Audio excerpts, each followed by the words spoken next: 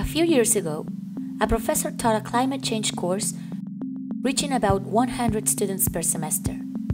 One day he thought, if I could upload this course online, then not only would my 100 students have access to it, but others as well. So he did.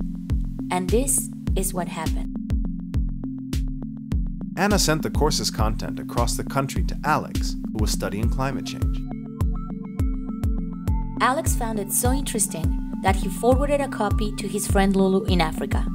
Lulu was developing peer-to-peer courses with Philip, so they remixed the content with other resources and created a new course about the impacts of climate change in Africa. Alan, a participant in the course, shared the content with Gabby, who was studying environmental policy in Latin America.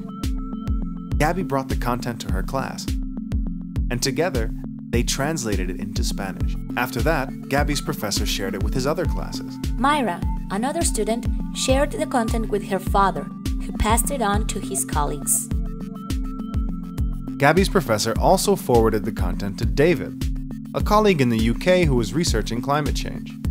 He updated some of the data, adapted it to his study, and published an article in an open journal.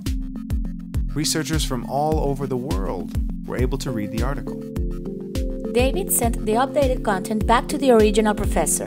By then, his course had reached so many more people than his 100 students. Years later, many schools had begun to follow the example and opened access to their content. Governments began promoting the use of open textbooks, and students began saving money on books. Other innovative universities began to open access to entire courses, making them available to participants from all around the world.